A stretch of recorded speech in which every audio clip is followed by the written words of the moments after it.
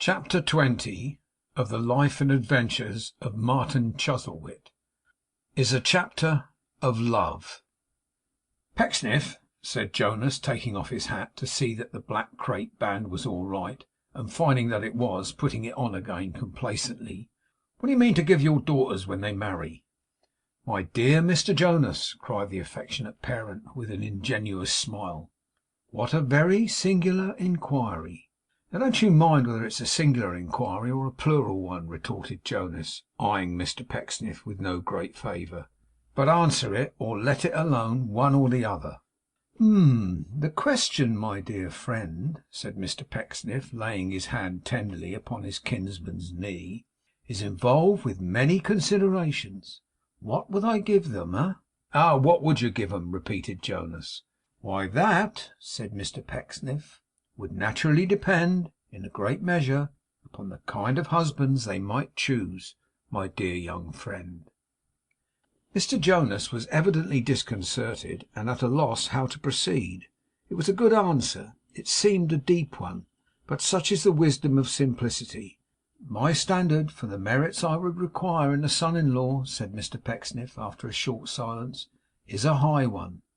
Forgive me, my dear Mr. Jonas, he added, greatly moved, if I say that you have spoiled me, and made it a fanciful one, an imaginative one, a prismatically tinged one, if I may be permitted to call it so.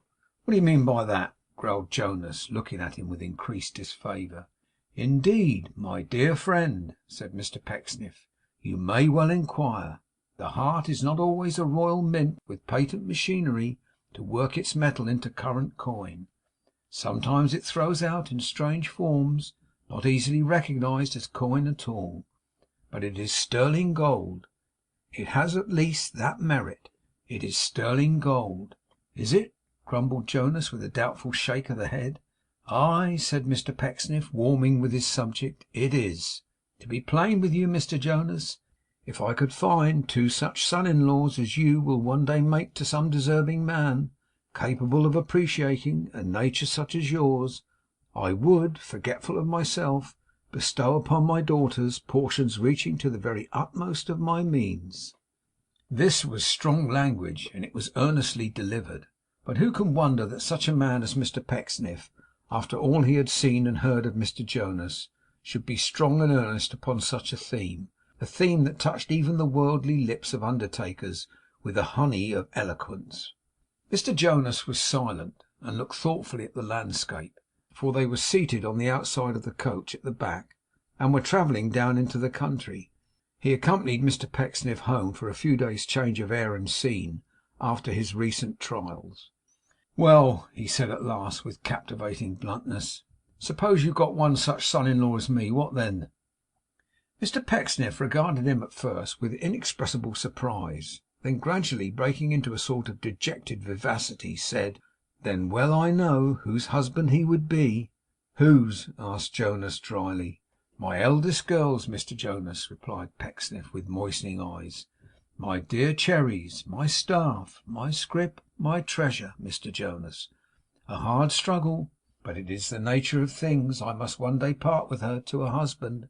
I know it, my dear friend. I am prepared for it. Ecod, you've been prepared for that a pretty long time, I should think, said Jonas. Many have sought to bear her from me, said Mr. Pecksniff. All have failed.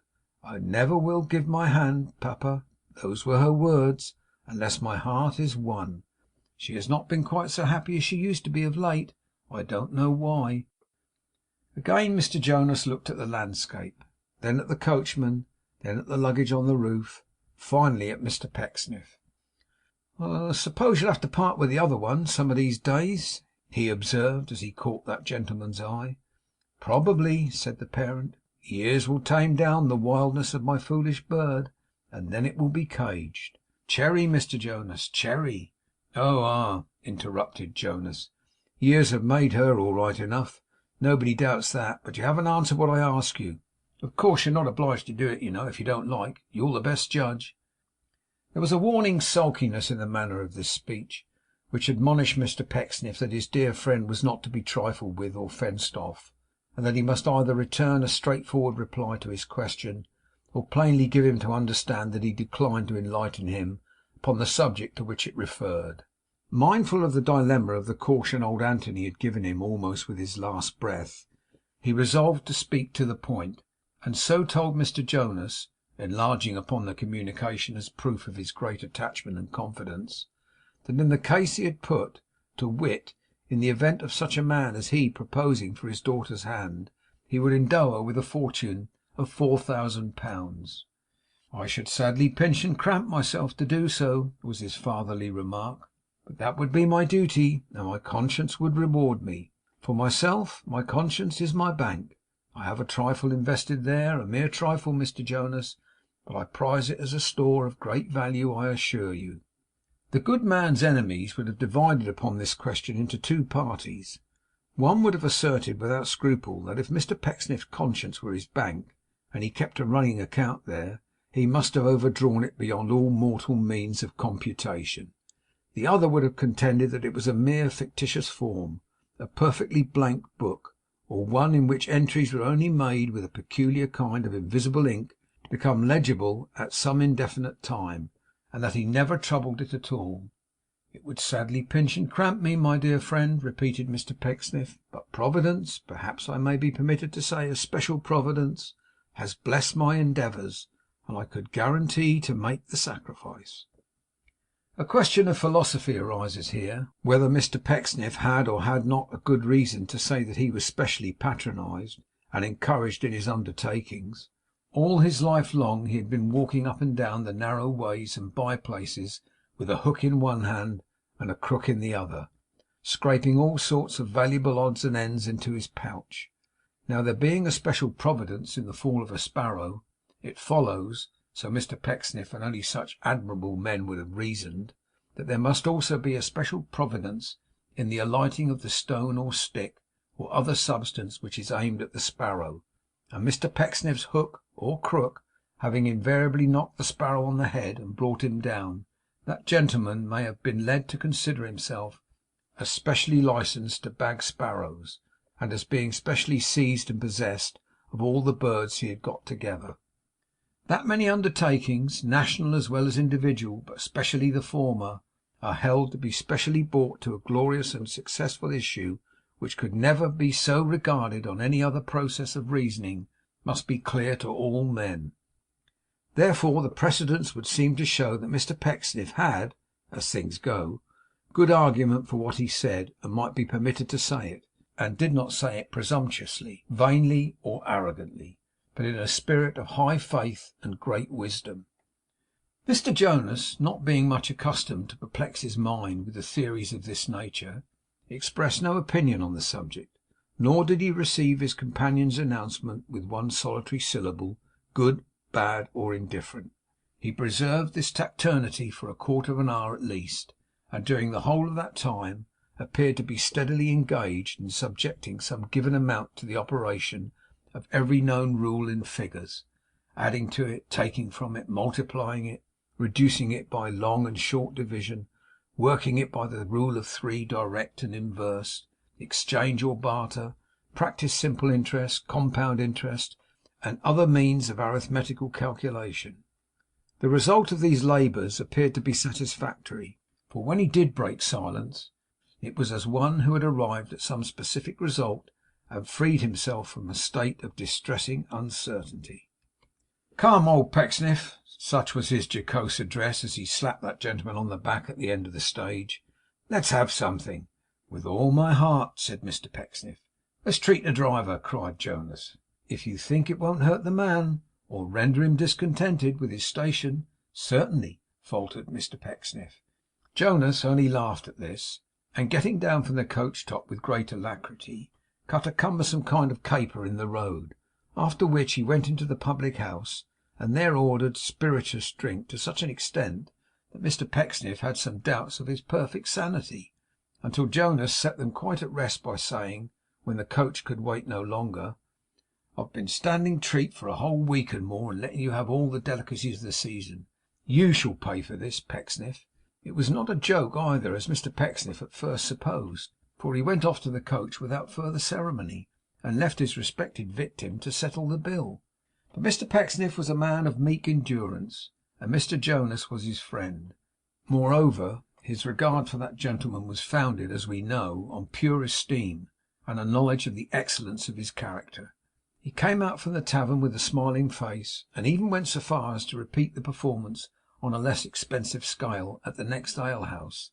There was a certain wildness in the spirits of Mr Jonas, not usually a part of his character, which was far from being subdued by these means; and for the rest of the journey he was so very buoyant, it may be said boisterous, that Mr Pecksniff had some difficulty in keeping pace with him. Oh dear no! Mr Pecksniff had proposed in London to give the girls a surprise, and had said he wouldn't write a word to prepare them on any account, in order that me and Mr Jonas might take them unawares, and just see what they were doing, when they thought their dear papa was miles and miles away. As a consequence of this playful device, there was nobody to meet them at the finger post. But that was of small consequence, for they had come down by the day coach, and Mr Pecksniff had only a carpet bag, while Mr Jonas had only a portmanteau. They took the portmanteau between them, put the bag upon it, and walked off up the lane without delay. Mr Pecksniff already going on tiptoe, as if, without this precaution, his fond children, being then at a distance of a couple of miles or so, would have some filial sense of his approach. It was a lovely evening in the springtime of the year, and in the soft stillness of the twilight all nature was very calm and beautiful. The day had been fine and warm, but at the coming of night the air grew cool, and in the mellowing distance smoke was rising gently from the cottage chimneys.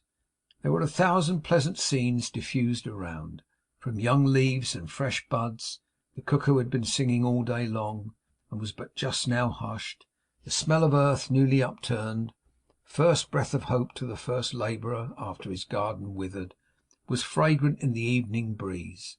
It was a time when most men cherish good resolves, and sorrow for the wasted past; when most men, looking on the shadows as they gather, think of that evening which must close on all, and that to-morrow which has none beyond. 'Precious dull,' said Mr Jonas, looking about. 'It's enough to make a man go melancholy mad.' 'We shall have lights and a fire soon,' observed Mr Pecksniff. 'We shall need 'em by the time we get there,' said Jonas. 'What the devil don't you talk? What are you thinking of?' 'To tell you the truth, Mr Jonas,' said Pecksniff with great solemnity, 'my mind was running at that moment on our late dear friend, your departed father.' Mr Jonas immediately let his burden fall, and said, threatening him with his hand, 'Drop that, Pecksniff.' Mr Pecksniff, not exactly knowing whether allusion was made to the subject or the portmanteau, stared at his friend in unaffected surprise. 'Drop it, I say!' cried Jonas fiercely. 'Do you hear? Drop it, now and for ever. You had better. I give you notice.' 'It was quite a mistake,' urged Mr Pecksniff, very much dismayed. 'Though I admit it was foolish. I might have known it was a tender string.' 'Don't talk to me about tender strings,' said Jonas, wiping his forehead with a cuff of his coat. 'I'm not going to be crowed over by you, because I don't like dead company.' Mr Pecksniff had got out the words 'crowed over, Mr Jonas?' when that young man, with a dark expression on his countenance, cut him short once more. 'Mind!' he said, 'I won't have it. I advise you not to revive the subject, neither to me nor anybody else. You can take a hint if you choose, as well as another man. There's enough said about it. Come along.' Taking up his part of the load again, and when he had said these words, he hurried on so fast that Mr Pecksniff, at the other end of the portmanteau, found himself dragged forward in a very inconvenient and ungraceful manner, to the great detriment of what is called by fancy gentlemen the bark upon his shins, which were most unmercifully bumped against the hard leather and the iron buckles. In the course of a few minutes, however, Mr Jonas relaxed his speed, and suffered his companion to come up with him, and to bring the portmanteau into a tolerably straight position. It was pretty clear that he regretted his late outbreak, and that he mistrusted its effect on Mr Pecksniff; for as often as that gentleman glanced towards Mr Jonas, he found Mr Jonas glancing at him, which was a new source of embarrassment. It was but a short-lived one, though, for Mr Jonas soon began to whistle, whereupon Mr Pecksniff, taking his cue from his friend, began to hum a tune melodiously.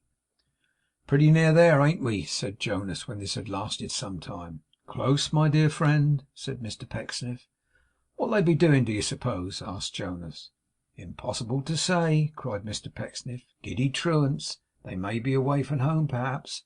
I was going to I was going to propose,' said Mr Pecksniff, 'that we should enter by the back way, and come upon them like a clap of thunder, Mr Jonas.' It might not have been easy to decide in respect of which of their manifold properties, Jonas, Mr Pecksniff, the carpet bag, and the portmanteau, could be likened to a clap of thunder.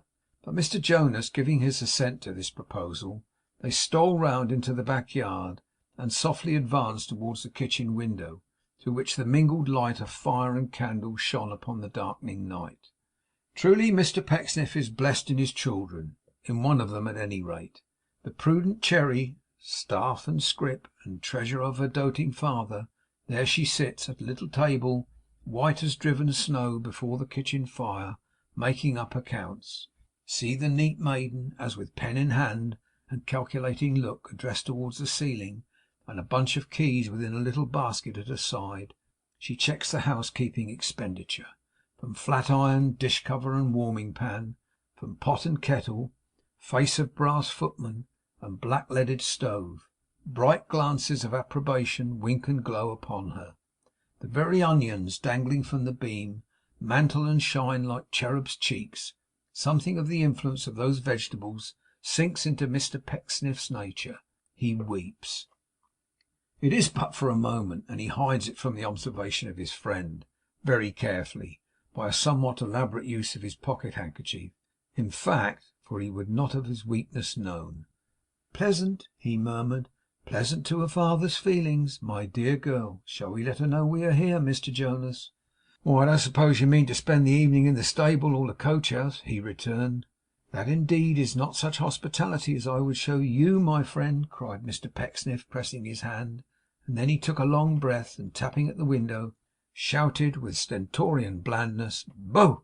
Cherry dropped her pen and screamed. But innocence is ever bold, or should be. As they opened the door, the valiant girl exclaimed in a firm voice, and with a presence of mind which even in that trying moment did not desert her, 'Who are you? What do you want? Speak, or I will call my pa.' Mr Pecksniff held out his arms. She knew him instantly, and rushed into his fond embrace. 'It was thoughtless of us, Mr Jonas. It was very thoughtless,' said Pecksniff, smoothing his daughter's hair. 'My darling, do you see that I am not alone?' Not she. She had seen nothing but her father until now. She saw Mr Jonas now, though, and blushed, and hung her head down as she gave him welcome. But where was Merry? Mr Pecksniff didn't ask the question in reproach, but in a vein of mildness touched with a gentle sorrow. She was upstairs reading on the parlour couch. Ah, domestic details had no charms for her. 'But call her down,' said Mr Pecksniff with a placid resignation. 'Call her down, my love.' She was called and came, all flushed and tumbled from reposing on the sofa, but none the worse for that. No, not at all. Rather the better, if anything. 'Oh, my goodness me!' cried the arch girl, turning to her cousin when she had kissed her father on both cheeks, and in her frolicsome nature had bestowed a supernumerary salute upon the tip of his nose. 'You here, fright! Well, I'm very thankful that you won't trouble ME much.' 'What, you're as lively as ever, are you?' said Jonas. 'Oh, you're a wicked one.' 'There, go along,' retorted Merry, pushing him away. 'I'm sure I don't know what I shall ever do if I have to see much of you. Go along, for gracious sake.' Mr Pecksniff striking in here with a request that Mr Jonas would immediately walk upstairs, he so far complied with the young lady's adjuration as to go at once. But though he had set the fair Cherry on his arm, he could not help looking back at her sister, and exchanging some further dialogue of the same bantering description, as they all four ascended into the parlour, where, for the young ladies happened, by good fortune, to be a little later than usual that night, the tea board was at that moment being set out. Mr Pinch was not at home, so they had it all to themselves, and were very snug and talkative, Jonas sitting between the two sisters, and displaying his gallantry in that engaging manner which was peculiar to him. It was a hard thing, Mr Pecksniff said, when tea was done and cleared away, to leave so pleasant a little party, but having some important papers to examine in his own apartment, he must beg them to excuse him for half an hour. With this apology he withdrew, singing a careless strain as he went. He had not been gone 5 minutes when Merry, who had been sitting in the window, apart from Jonas and her sister, burst into a half smothered laugh, and skipped towards the door. "Hallo!" cried Jonas. "Don't go." "Oh, I dare say," rejoined Merry, looking back. "You're very anxious I should stay, Fright, ain't you?" "Yes, I am," said Jonas. "'Pon my word I am. I want to speak to you." But as she left the room notwithstanding, he ran out after her, and brought her back, after a short struggle in the passage, which scandalized Miss Cherry very much. "'Pon my word, Merry," urged that young lady, "I wonder at you. There are bounds even to the absurdity, my dear." "Thank you, my sweet," said Merry, pursing up her rosy lips, much obliged to it for its advice. "Oh, do leave me alone, you monster, do!" This entreaty was wrung for her by a new proceeding on the part of Mr Jonas, who pulled her down, all breathless as she was, into a seat beside him on the sofa, having at the same time Miss Cherry on the other side. "Now," said Jonas, clasping the waist of each, "I have got both arms full, haven't I?" "One of them will be black and blue tomorrow, if you don't let me go," cried the playful Merry. "Ah, I don't mind your pinching," grinned Jonas, "a bit." "Pinch him for me, Cherry, pray," said Mercy. "I never did hate anybody so much as I hate this creature, I declare." "No, no, don't say that," urged Jonas. "And don't pinch either, because I want to be serious. I say, Cousin Charity." "Well, what?" she answered sharply. "I want to have some sober talk," said Jonas. "I want to prevent any mistakes, you know, and to put everything upon a pleasant understanding. That's desirable and proper, ain't it?" Neither of the sisters spoke a word. Mr Jonas paused and cleared his throat, which was very dry. "She'll not believe what I'm going to say, will she, cousin?" said Jonas, timidly squeezing Miss Charity. "Really, Mr Jonas, I don't know until I hear what it is. It's quite impossible."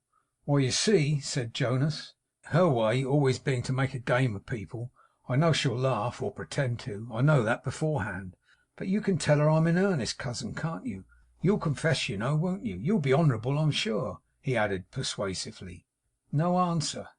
His throat seemed to grow hotter and hotter, and to be more and more difficult of control. "You see, Cousin Charity," said Jonas, "nobody but you can tell her what pains I took to get into her company when you were both at the boarding house in the city, because nobody's so well aware of it, you know. Nobody else can tell her how hard I tried to get to know you better, in order that I might get to know her without seeming to wish it, can they? I always asked you about her, and said where had she gone, and when would she come, and how lively she was, and all that, didn't I, cousin? I know you'll tell her so, if you haven't told her so already.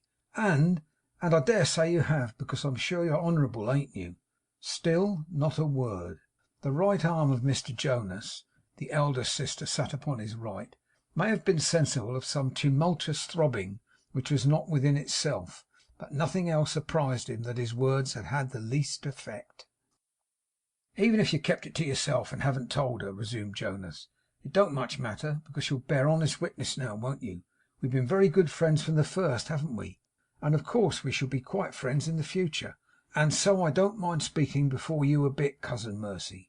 You've heard what I've been saying. She'll confirm it, every word. She must. Will you have me for your husband, eh?"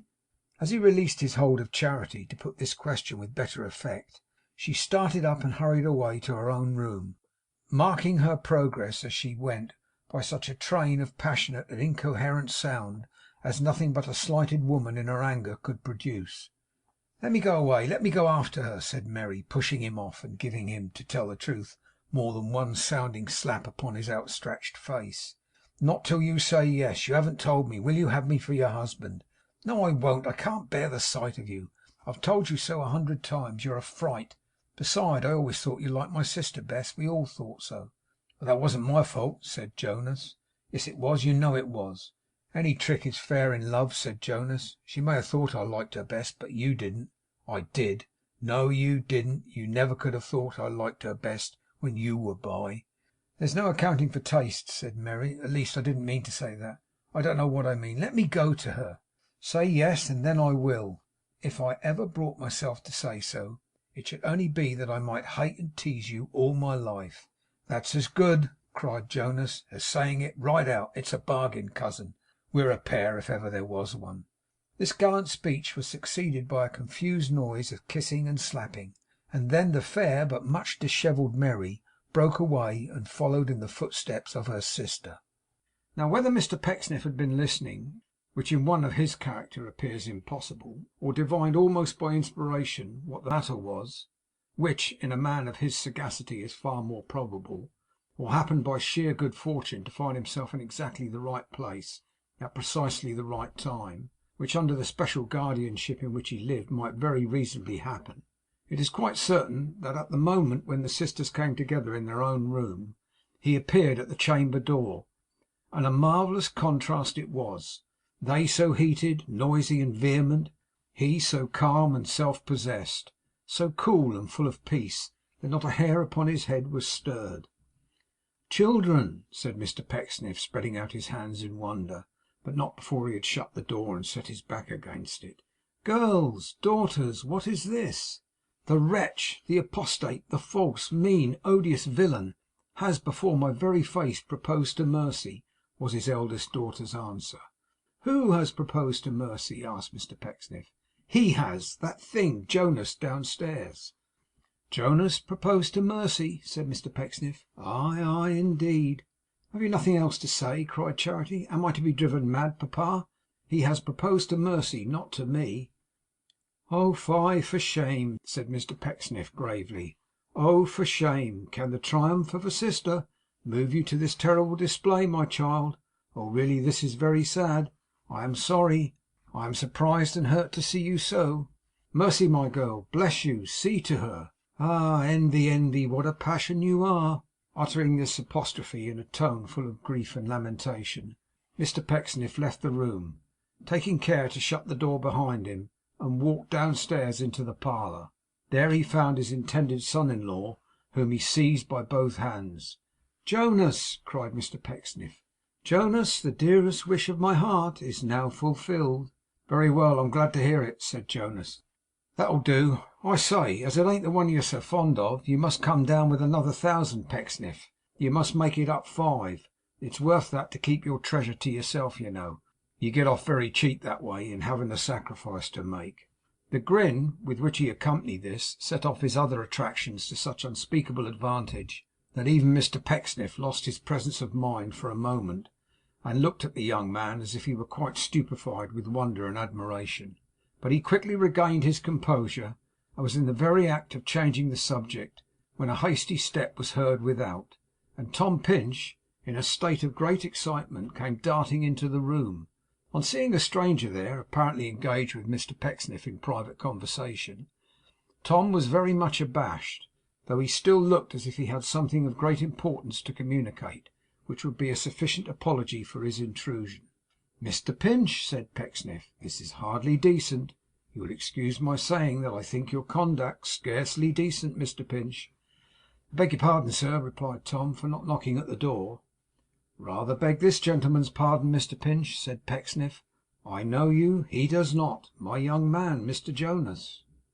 The son-in-law that was to be gave him a slight nod, not actively disdainful or contemptuous, only passively, for he was in a good humour. 'Could I speak a word with you, sir, if you please?' said Tom. 'It's rather pressing.' 'It should be very pressing to justify this strange behaviour, Mr Pinch,' returned his master. 'Excuse me for one moment, my dear friend. Now, sir, what is the reason of this rough intrusion?' 'I am very sorry, sir, I'm sure,' said Tom, standing cap in hand before his patron in the passage, 'and I know it must have a very rude appearance.' 'It has a very rude appearance, Mr Pinch.' 'Yes, I feel that, sir. But the truth is, I was so surprised to see them, and knew that you would be too, that I ran home very fast indeed, and really hadn't enough command over myself to know what I was doing very well. I was in the church just now, sir, touching the organ for my own amusement, when I happened to look round, and saw a gentleman and a lady standing in the aisle listening. They seemed to be strangers, sir, as well as I could make out in the dusk, and I thought I didn't know them. So presently I left off, and said, would they walk up to the organ loft or take a seat? No, they said they wouldn't do that, but thanked me for the music they had heard. In fact,' observed Tom, blushing, 'they said, delicious music. At least she did. And I am sure that it was a greater pleasure and honour to me than any compliment I could have had. I beg your pardon, sir.' He was all in a tremble, and dropped his hat for the second time. 'But I'm rather flurried, and I fear I've wandered from the point.' 'You will come back to it, Thomas,' said Mr Pecksniff with an icy look. 'I shall feel obliged. 'Yes, sir,' returned Tom. 'Certainly. They had a posting carriage at the porch, sir, and had stopped to hear the organ, they said. And then they said she said, I mean, "I believe you live with Mr Pecksniff, sir?" I said that I had that honour, and took the liberty, sir,' added Tom, raising his eyes to his benefactor's face, 'of saying, as I always will and must with your permission, that I was under great obligations to you, and could never express my sense of them sufficiently.' 'That,' said Mr Pecksniff, 'was very, very wrong. Take your time, Mr Pinch.' 'Thank you, sir,' cried Tom. 'Or that they asked me she asked, I mean, wasn't there a bridle road to Mr Pecksniff's house?' Mr Pecksniff suddenly became full of interest. 'Without going by the Dragon? When I said there was, and said how happy I should be to show it 'em, they sent the carriage on by road, and came with me across the meadows. I left them at the turnstile to run forward and tell you they were coming. Then they'll be here, sir, in less than a minute's time, I should say,' added Tom, fetching his breath with difficulty. 'Now who,' said Mr Pecksniff, pondering, 'who may these people be?' 'Bless my soul, sir,' cried Tom, 'I meant to mention that at first. I thought I had. I knew them, her I mean, directly. The gentleman who was ill at the Dragon, sir, last winter, and the young lady who attended him.' Tom's teeth chattered in his head, and he positively staggered with amazement at witnessing the extraordinary effect produced on Mr Pecksniff by these simple words. The dread of losing the old man's favour almost as soon as they were reconciled, through the mere fact of having Jonas in the house; the impossibility of dismissing Jonas, or shutting him up, or tying him hand and foot, and putting him in the coal cellar, without offending him beyond recall; the horrible discordance prevailing in the establishment, and the impossibility of reducing it to a decent harmony with Charity in loud hysterics, Mercy in the utmost disorder, Jonas in the parlour, and Martin Chuzzlewit and his young charge upon the very doorsteps; the total hopelessness of being able to disguise or feasibly explain this state of rampant confusion; the sudden accumulation over his devoted head of every complicated perplexity and entanglement for his extrication, from which he had trusted to time, good fortune, chance, and his own plotting, so filled the entrapped architect with dismay, that if Tom could have been a Gorgon staring at Mr Pecksniff, and Mr Pecksniff could have been a Gorgon staring at Tom, they could not have horrified each other half so much as in their own bewildered persons. 'Dear, dear!' cried Tom. 'What have I done? I hoped it would be a pleasant surprise, sir. I thought you would like to know.' But at that moment a loud knocking was heard at the hall door. Chapter 20